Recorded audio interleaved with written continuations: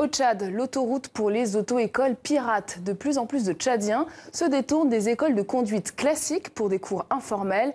Une filière parallèle que l'État ne parvient pas à endiguer. Le récit de Patrice Ferrus.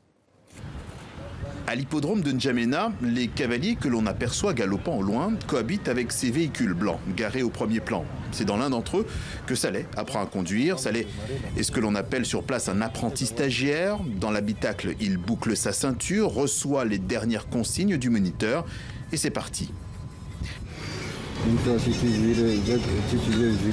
La conduite est hésitante, les mains pas forcément bien placées sur le volant, mais surtout Saleh a bien conscience qu'il passe son brevet de formation dans des conditions douteuses.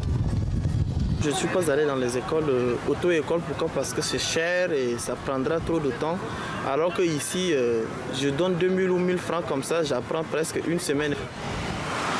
Une formation express donc qui permettra dans un second temps à Saleh de partir loin de la capitale pour obtenir son permis.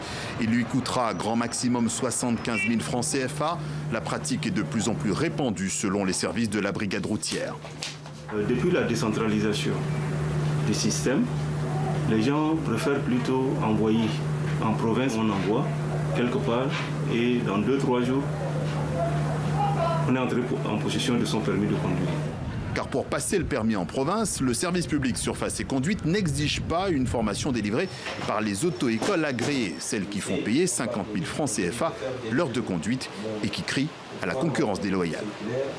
Ce sont des concurrences, mais ça, c'est pas à notre niveau. Donc à chaque fois, ces gens-là, il faut qu'on les sensibilise et puis on les demande de venir envers nous pour qu'ils apprennent et puis avoir leur permis de conduire.